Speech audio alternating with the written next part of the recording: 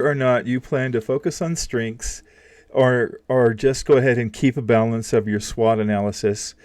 Either way, you can fight with confidence. You can approach victory with a domination thought process. But I want to focus on strengths again, and consider it as a visionary method, a way to dominate, a way to become an unstoppable force.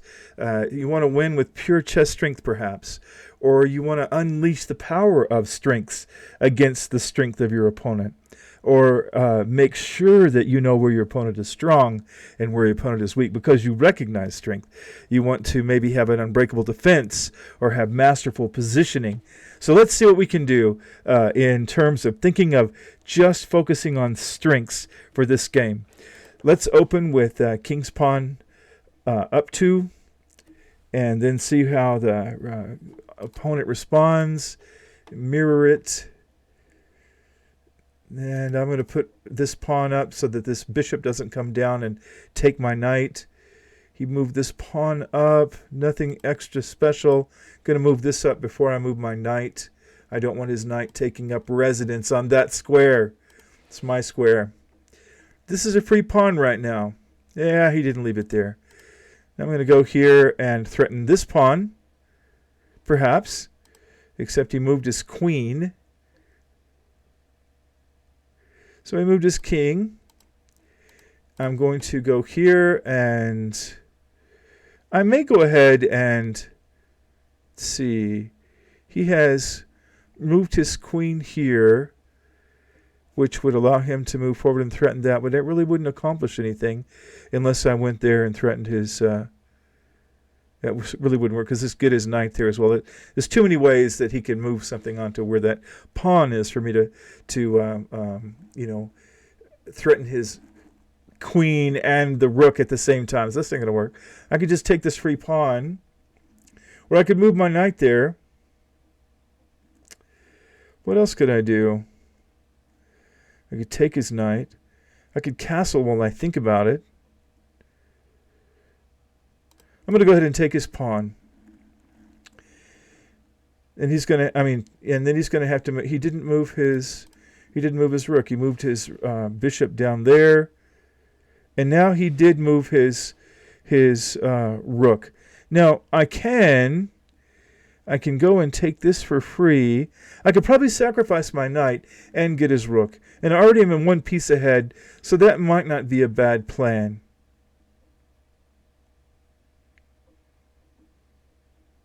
Just going to go ahead and take this free pawn. And he didn't move his rook out of the way. So, that's a very beginner move. You certainly shouldn't expect that with normal chess play. But that was a beginner move. And this is level 3 on Chess Titans. So he can come here. That won't help him any. There won't help him there. So nothing he can do. I'm going to get this bishop out. See what he does. He moves his queen back to threaten my knight. My knight is unprotected. Let's put my bishop there to protect my knight. And I'm going to move here to further protect my bishop. And then I can have a discovered check of the queen. So he does that, which is, I'm going to take his knight. He shouldn't have done that. Then he's going to possibly take this pawn. And he does. I could still do a discovered check. But I really can't get much with my discovered check. Let's see if something else happens where I can do that. And then he moves this bishop there. And then he does that. So I can go here. There's really not a lot that I can do with my discovered check. If I go here, then I can put him in check there. I go there. I threaten his.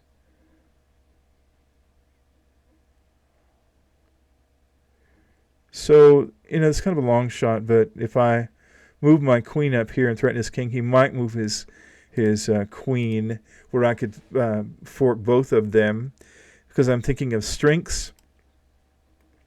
and he has shown a lot of weaknesses.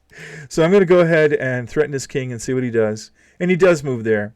He doesn't have much choice. So now I can go here with my focus on strengths, and I will fork his queen and his king. He has to move his king.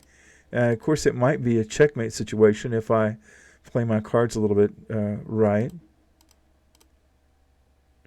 It isn't, but he does have to sacrifice his queen anyway. And that gives me the ability to fork his king and take his rook at the same time. So it's all pretty much over. So I will go here. He may go down a square, try to get to a stalemate, and he does. He does indeed. So I can go here, and he has another move he can make. And I don't really care if I lose that knight. I'm going to go ahead and take this pawn. I just want to make sure I don't get stuck in a stalemate.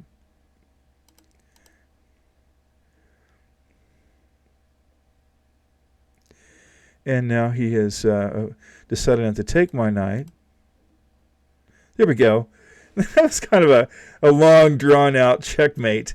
Look at all the pieces involved in the checkmate. This pawn, the knight, the queen, and the rook, and the bishop. So it was certainly not a checkmate that I would have planned, but it's still a checkmate based on strengths. And at least focusing on strengths.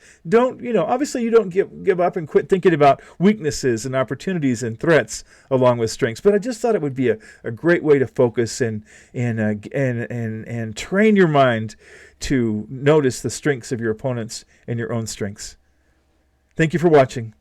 Have a good day, and I'll check you later.